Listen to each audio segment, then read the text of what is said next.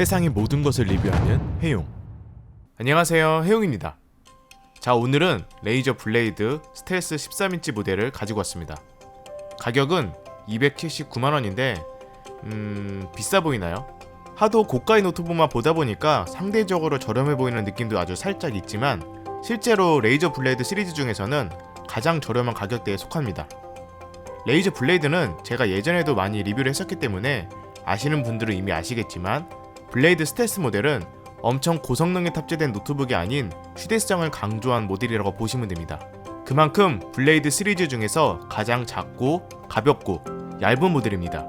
즉 무게는 1.41kg, 크기는 가로 길이 304.6mm, 세로 길이 210mm로 이런 식으로 들고 있어도 뭐랄까 엄청 부담스럽지 않고 편하게 휴대할 수 있는 정도의 크기와 무게입니다. 굳이 큰 가방이 아니어도 넣을 수 있는 사이즈고요. 다른 제품이랑 비교를 해보면 레이저 헌츠맨 미니 이 제품이랑 가로 길이는 거의 비슷한 수준입니다. 두께 또한 15.23mm로 정말 얇고요. 그리고 당연히 고품질의 알루미늄을 사용했고 정밀 CNC 가공한 유니바디 프레임으로 제작이 되었습니다. 게다가 이 스텔스 모델의 블랙 컬러는 분자 이하의 알루미늄으로 음극 처리를 해서 스크래치나 긁힘으로부터 내구성이 좀 더 강화되었다고 보시면 됩니다. 레이저 로고 또한 빛에 반사되는 유광 코팅 처리를 했고요. 화려한 LED 로고보다는 이렇게 빛에 은은하게 반사되는 고급스러움을 좋아하는 분들도 계실 거라 생각됩니다. 하지만 제가 사실 블레이드 시리즈를 항상 만져보면서 아쉬웠던 부분이 지문이 너무 묻는다는 점인데 확실히 스텔스 모델은 좀 덜 묻긴 합니다. 이렇게 막 만져도 실제로 좀 덜 묻죠. 원래 블레이드 시리즈 진짜 엄청 묻습니다.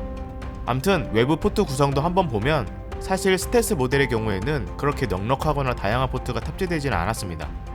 즉 USB-A 3.1 Gen 1 2개, 썬더볼트 3, 전원 포트, 3.5mm 오디오 잭 이렇게 심플하게 구성이 되어 있는데 광범위한 확장성을 좋아하시는 분들에게는 다소 마이너스가 될 수는 있지만 와이파이 6를 지원하고 블루투스도 5.0이 아닌 5.1을 지원하기 때문에 크게 불편하지는 않을 거라 생각됩니다.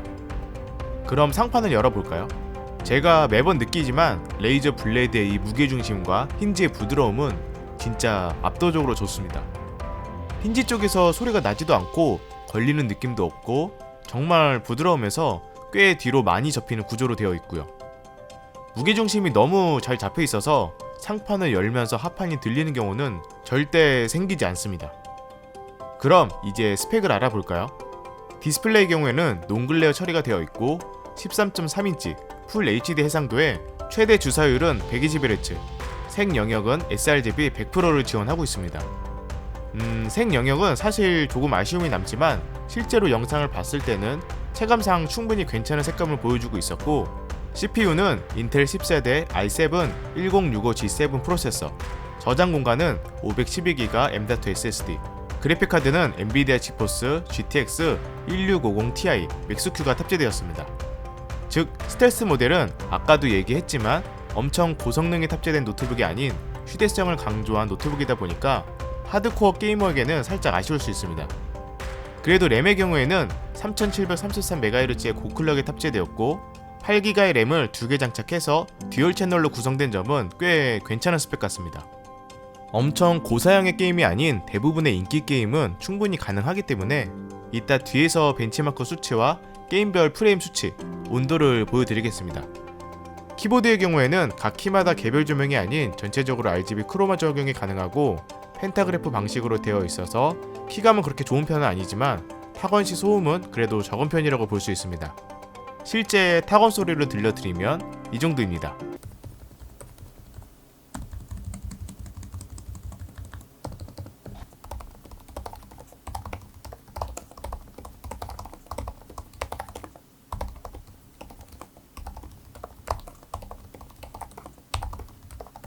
그리고 역시나 트랙패드 또한 플라스틱이 아닌 글라스 마감 처리를 해서 정말 부드럽고 클릭 소리도 경쾌한 소리가 아닌 묵직하면서 또각또각 아주 좋습니다.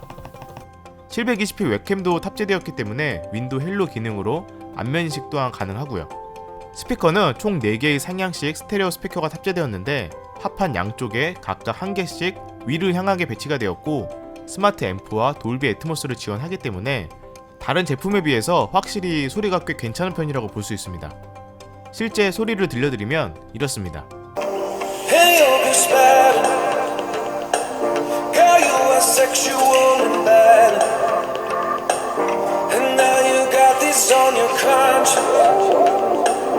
자, 이제 성능 체크를 해볼 텐데, 일단 긱벤치의 경우에는 싱글코어 664점, 멀티코어 2048점이 나왔고, 시네벤치 R20의 경우 1230점이 나왔습니다.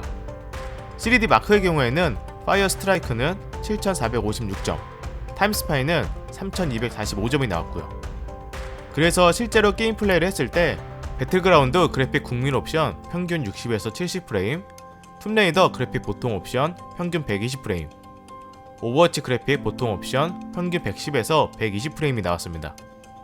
즉 아주 높은 프레임은 아니지만 그래픽 옵션 설정에 따라서 어느 정도 게임 플레이는 가능하다고 볼 수 있습니다.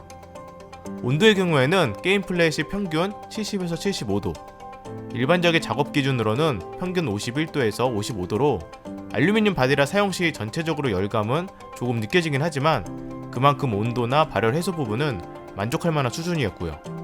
소음의 경우에는 성능 옵션에 따라서 다르게 측정이 되는데 일반적인 상황에서는 거의 소음이 없다고 보시면 되고, 성능 옵션 게임 기준 게임 플레이 시 43dB 정도의 소음이 발생했습니다. 즉 절대 시끄러운 편은 아니고 조용한 도서관 정도의 소음이라고 보시면 됩니다. 배터리의 경우에는 그렇게 대용량의 배터리는 아니고 윈도우 그리고 성능 세팅 설정과 사용 패턴에 따라서 다르겠지만 실제 사용 시에는 평균 3시간에서 4시간 정도 사용할 수 있었습니다.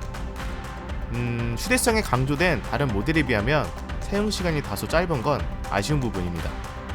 그래서 정리를 해보면 사실 스펙이 그렇게 높지 않은데 279만원이라는 가격은 다소 부담이 되겠지만 다른 노트북이랑 비교를 했을 때 이 정도 스펙에 이렇게 작은 크기와 무게 그리고 이런 감성과 마감 퀄리티를 가진 제품은 정말 흔치 않아서 하드코어 게이머가 아닌 가끔씩 게임을 즐기면서 나는 고사양의 성능보다는 휴대성이 강조된 노트북을 찾는 분들에게는 한 번쯤 고민해볼 만한 제품이라고 생각이 됩니다.